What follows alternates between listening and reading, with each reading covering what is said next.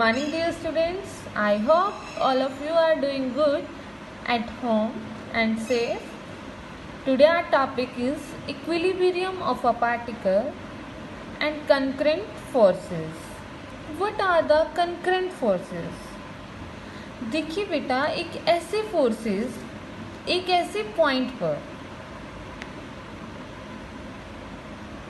ये पॉइंट ले लिया मैंने O, इस पॉइंट पर जितने भी फोर्सेस हैं, इस पॉइंट से जितने भी फोर्सेस पास हो रहे हैं उन्हें क्या कहेंगे? Concurrent forces. ऐसे फोर्सेस जो कॉमन पॉइंट से पास होते हैं उन्हें क्या कहा जाता है? Concurrent forces. The forces that pass through a common point at the same time पर जब एक ही पॉइंट पर बहुत सारे फोर्सेस लग रहे होते हैं तो उन्हें क्या कहा जाता है? Concurrent forces. आप देखिए, नेक्स्ट है हमारे पास इक्विलिब्रियम। किसी भी पार्टिकल को कब कहेंगे कि वो इक्विलिब्रियम में है?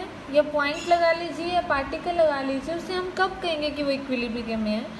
एक पॉइंट को या पार्टिकल को हम इक्विलिब्रियम में तब कहते हैं जब उसके ऊपर अप्लाई होने वाले सभी कंकरेंट फोर्सेस का सम क्या हो जाए?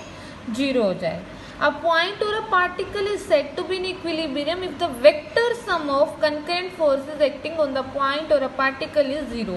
इस पॉइंट O को कब मैं कहूँगी यह इक्विलिब्रियम में है? जब इसके ऊपर लगने वाले सभी फोर्सेस का सम क्या हो जाएगा? 0. F1, F2, F3 are called concurrent forces. Let कर लिया मैंने, 3 फोर्सेज हैं F1, F2 and F3 acting at a common point O point पर लग रहे हैं। The resultant of F1, F2 is given by result. अब देखिए, F1 और F2 दो वेक्टर हैं, इनका रिजल्टेंट निकालूंगी तो मैं ये क्या आएगा? Diagonal of a parallelogram. मैंने आपको सिखाया है parallelogram of law of vector addition. जब हम वेक्टर एडिशन कर रहे थे उसमें पैरेललोग्राम लॉ पढ़ा था वेक्टर एडिशन का, तो वहाँ से पता चला था जब भी आप दो फोर्सेस का रिजल्टेंट निकाल रहे हैं तो उनका रिजल्टेंट क्या होने वाला है? वो डायगोनल होने वाला है। किसका? पैरेललोग्राम का। तो देखिए, इन दोनों का रिजल्टेंट क्या है? पैरेललोग्राम। ये पैरेललोग्राम बना, इस पैरेललोग्राम का डायगोनल जो है वो इन दोनों फोर्सेस का क्या है? रिजल्टेंट है। अब सपोज कर लो जो ये डायगोनल बना OC नाम दिया मैंने, तो वो जो OC है इन दोनों फोर्सेस का रिजल्टेंट, इसे मैं क्या कहूँगी? F1 vector plus F2 vector. ये F1 प्लस F2 वेक्टर जो आया मेरे पास, OC रिजल्टेंट जो आया वो क्या है? F3 के इक्वल और अपोजिट है। डायरेक्शन तो नीचे दिख रही है आपको, F3 नीचे है, F1 F2 ऊपर लग रहा है, तो ये दोनों क्या है?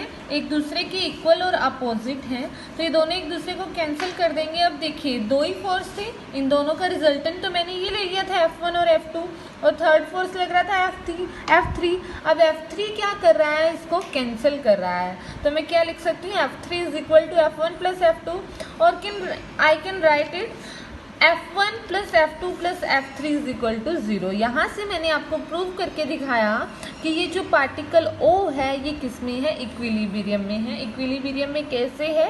क्योंकि इसके ऊपर जितने भी फोर्सेस लग रहे हैं बेटा, उन सब का सम कितना हो गया? 0। ठीक है, now we will switch to next topic, and our next topic is frame of reference. Frame of reference two types का हमारे पास, inertial frame of reference and non inertial frame of reference. Inertial frame of reference किसे कहेंगे? कि ऐसा frame of reference जिसमें एक particle या तो रेस्ट पे है या कांस्टेंट वेलोसिटी से मूव कर रहा है।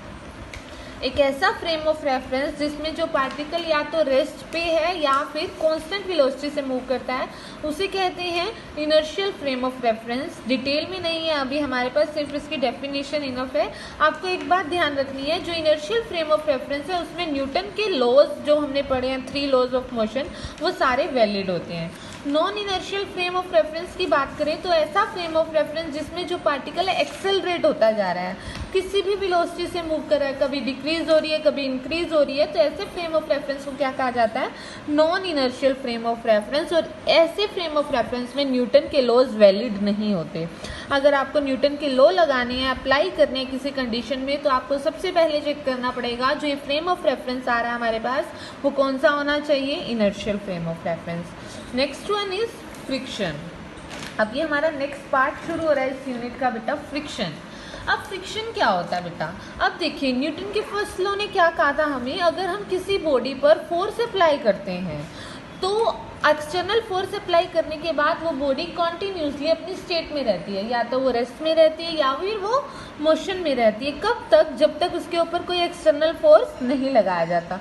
अब देखिए मैंने एक बॉडी के ऊपर फोर्स लगाया, यही लगा लीजिए, सपोज ये पहना, मैंने इसके ऊपर फोर्स लगाया, ये थोड़ी दूर चला, थोड़ी दूर चलने के बाद क्या हुआ, एकदम से ये रेस्ट पे आ गया। ये रेस्ट पे क्यों आया, इसको तो कॉन्टीन्यूसली मूव करते रहना चाहिए था, क्योंकि न्यूटन के फर्स्ट लॉ ने हमें क्या कहा कि इससे तो फोर्स लगाया, एक्सटर्नल फोर्स, ये बॉडी अपनी स्टेट में रहेगी। चलो जब मोशन में आ गया, कोई और फोर्स लग रहा है बेटा इसके ऊपर। अब देखिए जैसे मैंने इसके ऊपर फोर्स अप्लाई किया, देखिए तो ये चलने लगी, ये मूव करने लगी, तो एकदम से ये कुछ दूर जाकर रुक जाएगी। जैसे अब देखिए ये रुकी, इसके ऊपर कुछ और फोर्स लग रहा है, डेट्स वाई ये रुकी। और दूसरा जो फोर्स लग रहा है वो कौन लगा रहा है, ये बेंच, ये सरफेस इसके ऊपर फोर्स लगा रहा है जो इसकी मोशन को अपोज कर रहा है, और उस फोर्स का नाम है फ्रिक्शन। उस फोर्स का क्या नाम है, फ्रिक्शन।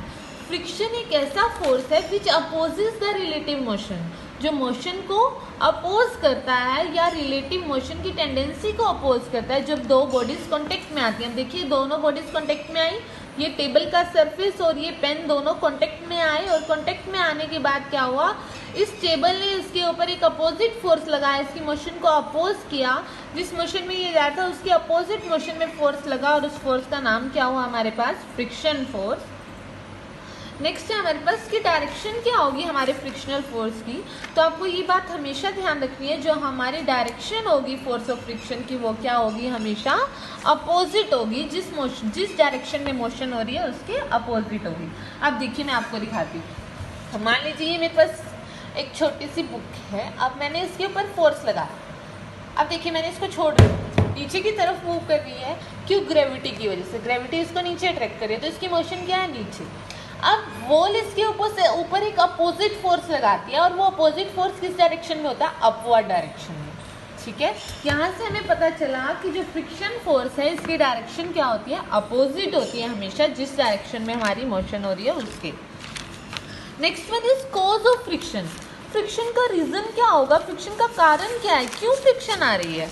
अब देखिए ये सरफेस, ये टेबल, ये बुक, आपको दिखने में बहुत स्मूथ लग रहा है सब कुछ, लेकिन जब आप इनको माइक्रोस्कोप से देखेंगे तो आपको इसके अंदर बहुत ज़्यादा क्या दिखाई देंगे, खड्डे, उबड़ खाबड़ सा दिखाई देगा। अभी तो प्लेन दिखाई दे रहा है, हमें स्मूथ दिखाई दे रहा है, पर हम जब इसे माइक्रोस्कोप से दिखाई देंगे तो इसके अंदर कुछ इरेगुलरिटीज आएंगी। अब वो इरेगुलरिटीज से क्या होगा, अब ये वाला सरफेस, पेन का सरफेस इस टेबल के सरफेस के अंदर लॉक हो जाएगा। अब इस लॉक को हटाने के लिए हमें क्या चाहिए, एक फोर्स चाहिए, और जो वो फोर्स लगता है that is called force of friction. The force which is required to break the bonds between the molecules when one surface moves over the another is called frictional force, or we can say it force of friction. Is it clear beta? If you have any problem then please ask me. I will send you the photos of these notes. Please prepare the notes of these topics. Thank you.